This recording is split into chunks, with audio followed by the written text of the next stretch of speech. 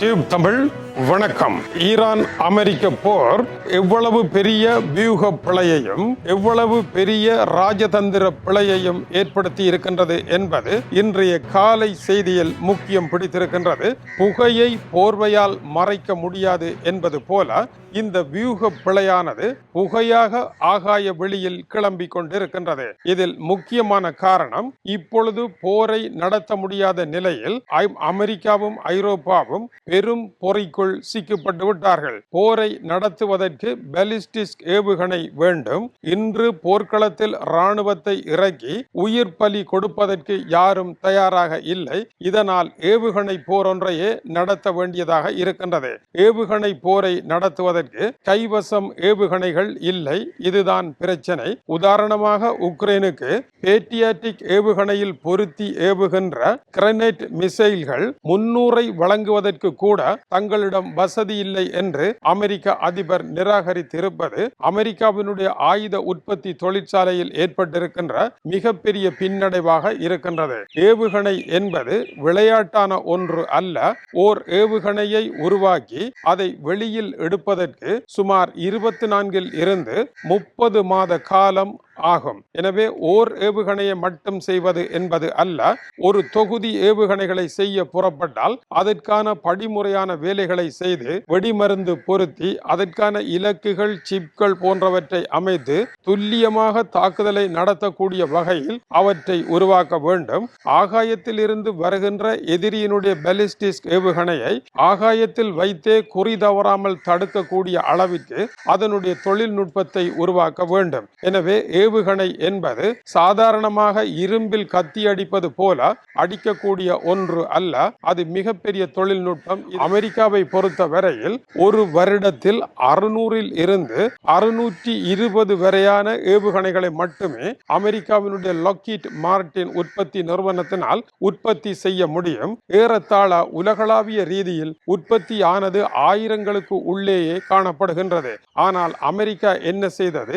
ஈரானுடைய போர்க்களத்தில் முதல் நாளில் ஏலன் மாஸ்கினுடைய AI தொழில்நுட்ப ஏவுகணை கட்டமைப்புகளை ஆதாரமாக வைத்து ஈரானுடைய தளங்கள் மீது 2000 ஏவுகணைகளை ஒரே நாளில் ஏவி தள்ளியது. இந்த 2000 ஏவுகணைகள் என்பது 600 படி பார்ப்பீர்களாக இருந்தால் ஏறத்தாழ 3 வருட கால பின்னடைவை ஏற்படுத்தியது.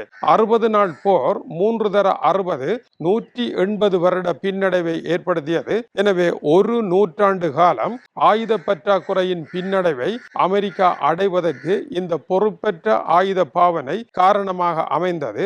அமெரிக்கா பணக்கார நாடுதானே, நமக்கென்ன ஆயுதங்களை ஏவி தள்ளுவோம் என்று இராணுவத்தினுடைய கட்டளை தளபதிகளும் கமாண்டர்களும் அளவுக்கு அதிகமான ஆயுதங்களை ஏவி தள்ளிய காரணத்தினால் களஞ்சியங்கள் வற்றி போய்விட்டன. அமெரிக்காவிடம் பணம் இருந்தாலும் உற்பத்தி செய்ய முடியாத நிலை இருக்கின்றது.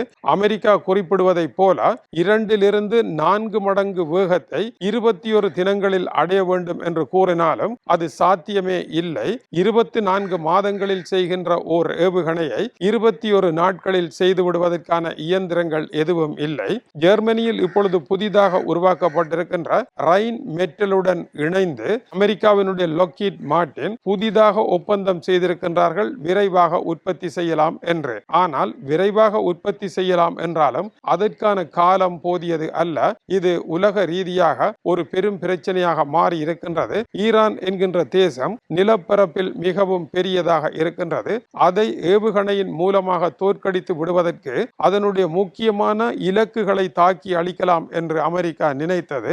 ஆனால் ஈரான் தன்னுடைய படைகளை நெல்லிக்காய் மூடை அவிழ்த்து விட்டது போல ஈரான் முழுவதிலும் பரவலாக்கம் செய்துவிட்டது. இதனால் ஏவுகணைகளினால் அழிக்க முடியாமல் போய் ஏவுகணைகளினுடைய கையிருப்பு வற்றிவிட்டது. ஜெர்மனியினுடைய படைத்துறை தளபதி கூறுகின்ற பொழுது, நாங்கள் எங்களையும் பாதுகாக்க வேண்டும், எனவே உக்ரைன் போன்ற நாடுகளுக்கு இனிமேல் ஏவுகணைகளை வழங்குவதற்கு முடியாது, எங்களுடைய கையிருப்புகள் முடிவடைந்து விட்டன என்று கூறுகின்றார்கள். ஏனென்றால் இவர்களுடைய கையிருப்புகள் முடியும் வரைதான் ரஷ்ய அதிபர் புட்டின் காத்து கொண்டிருக்கின்றார். இவர்களிடம் ஏவுகணை இல்லை என்றவுடன் அவர் மற்றைய நேட்டோ நாடுகளில் ஏதாவது ஒன்றின் மீது தன்னுடைய தாக்குதலை விரிவாக்கம் செய்வார். மேலும் தொடர்ந்து அவர் விரிவாக்கம் செய்வார். இப்பொழுது இப்பொழுது வடகொரியா பெருமளவிலான ஏவுகணைகளை செய்து கொண்டிருக்கின்றது.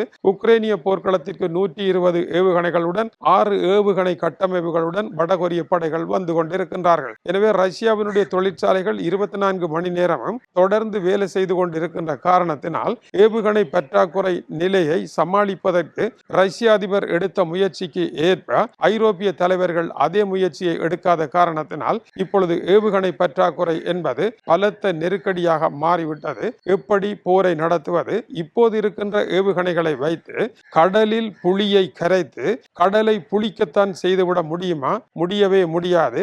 அதுபோலத்தான் இந்த நாடுகளின் மீது ஏவுகணைகளையும் குண்டு வீச்சுகளையும் நடத்துவதன் மூலமாக போரில் ஒரு வெற்றி பெற முடியாது என்கின்ற காலத்திற்கு உள்ளே ஈரானுடைய போர் சென்றிருக்கின்றது. உலக ஆயுதங்களை எல்லாம் எடுத்து சென்று ரஷ்யாவில் கொட்டி அளிக்க முடியாத அளவிற்கு ஐரோப்பா ஆசியா வரை பிரம்மாண்டமான தேசமாக ரஷ்யா இருக்கின்றது. அதுபோலத்தான் ஈரானும் இருக்கின்றது கணிசமான அளவு. எனவே ஆயுதங்களை கொட்டி இவர்களை வெற்றி பெற முடியாது. தரைப்படையை இறக்கியும் வெற்றி பெற முடியாது.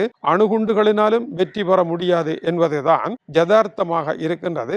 ஆகவேதான் வல்லரசுகள் என்பவை வல்லரசுகள் தானா என்பதை இந்த வற்றி போன ஆயுத பற்றாக்குறை கேள்வியாக எழுப்பியிருப்பது இன்றைய காலையின் அதிர்ச்சி செய்தியாக இருக்கின்றது. சிறிய நாடுகளாகிய காசா, லெபனான் போன்றவற்றையே குண்டு வீசி அழிக்க முடியவில்லை என்பதை இஸ்ரேல் பாடமாக கற்றுக்கொண்டு இப்பொழுது அந்த போர்களில் இஸ்ரேல் உறுதியான தெளிவான வெற்றி பெறாத காரணத்தினால் அமெரிக்காவையே பகைக்க வேண்டிய நிலையையும் ஆயுதங்களை கொட்டி விளையாடி விட்டீர்களே அல்லாமல் எதையும் செய்யவில்லை என்ற நிலைக்கு நீங்கள் வந்துவிட்டீர்கள் என்கின்ற விமர்சனமும் அமெரிக்கா இஸ்ரேலிடையே பெரும் பிரச்சனையாக மாறியிருக்கின்றது. இப்படியான ஒரு நிலையில் போரை தொடர முடியாது என்பதும் போரை சிறிய அளவிலான தாக்குதலாக வைத்துக் கொண்டிருப்பதுமே சரியானது. அமெரிக்கா இந்த போர்க்களத்தில் தன்னிடமிருந்த ஆயுதங்களில் சுமார் 85% ஆயுதங்களை கொட்டி அழித்துவிட்டு இப்பொழுது நிற்கின்றது. இந்த விவகாரத்தை அமெரிக்க அதிபர் மறுத்தாலும் இன்று அது உண்மைதான் என்பது அம்பலத்திற்கு வந்திருக்கின்றது. அமெரிக்கா எதிர்பாராத ஒரு சம்பவம் நடைபெற்று விட்டது. ஆகவே திறமையாக போர்க்கலையை வளர்த்தாலும் படையினருடைய ஆற்றலை பெருமளவில் வளர்த்தாலும் படைத்துறையானது அதிநவீனம் பெற்றாலும் AI தொழில்நுட்பம் இணைக்கப்பட்டாலும் கடல் படை, ஆகாயப்படை, தரைப்படை என்று பெரும் படைகளை உருவாக்கினாலும் ஆயுதங்களை உருவாக்குகின்ற தொழிற்சாலைகளும் அதுபோல அதிநவீனமயப்படுத்தப்பட்டாலும் வேகமான உற்பத்தி இல்லாமலே இருக்கின்றது. அந்த வேகமான உற்பத்தி இல்லாமல் உணவு பொருளை உற்பத்தி செய்கின்ற குசினி விறகு அடுப்பாக இருந்து மெதுவாக வேலை செய்ய பெருந்தொகையான மக்களை வைத்து எப்படித்தான் அந்த போர்க்களத்தை நடத்துவது என்றால் அதற்கு விடையில்லை. எல்லாவற்றையும் விட முக்கியமானது இன்றைய ஈரான் போர்க்களமானது இயற்கையுடன் போராட இன்றைய நவீன ஆயுதங்களினால் முடியாது என்பதாகும். ஹோர்முஸ் நீரிணையை கைப்பற்றவும் அதை ஆதாரமாக வைத்து ஈரான் நடத்திய போரும் ஈரானுடைய பெருநிலப்பரப்பை அழிக்க முடியாத அமெரிக்காவினுடைய நெருக்கடியும் கடலை வெல்ல முடியாத அமெரிக்காவினுடைய சூழ்நிலையும் அமெரிக்க ஆயுதங்களை வைத்து ஆயில் டேங்கர்களை காப்பாற்ற முடியாத நிலையும் ஈரானுடைய ஆட்சியை வீழ்த்த முடியாத சூழலும் ஹோர்முஸ் நீரிணையை கூட திறக்க முடியாமல் அமெரிக்க வல்லரசு தடுமாறி நிற்பதும் ஆயுதங்களை கடல், தரை, ஆகாயம் இயற்கையின் 3 பெரும் ஆற்றல்களும் வல்லரசுகளை தோற்கடித்திருக்கின்றன என்பதும் வல்லரசுகளினால் இயற்கையை வெல்ல முடியாது என்பதும் புதிய போர்க்களமாக இருக்கின்றது. எரிபொருள் இயற்கையினுடைய பிரச்சனையாகவே இருக்கின்றது. இவற்றையெல்லாம் பார்க்கின்ற பொழுது மனிதன் தன்னுடைய போர்க்களத்தில் மேலும் ஏதோ புதுமைகளை செய்யாவிட்டால் வல்லரசாக இருக்க முடியாது என்பதே இன்றைய ஆயுத பற்றாக்குறையினுடைய யதார்த்தமாக இருக்கின்றது. ஐரோப்பா, அமெரிக்கா உட்பட பல நாடுகள் புதிய போர் வந்தால் படைகள் இருந்தாலும் நாட்டை காப்பாற்ற ஏவுகணைகள் இல்லை என்று நடுக்கமான நிலையை அடைந்திருப்பது இன்றைய காலை செய்திகளில் மிக முக்கியமான ஒன்றாக இருக்கின்றது. இது டியூப் தமிழனுடைய உலக செய்திகளுக்காக இலங்கை வடபுலம் யாழ்ப்பாணத்தில் இருந்து கீசே துரை. வணக்கம் உறவுகளே.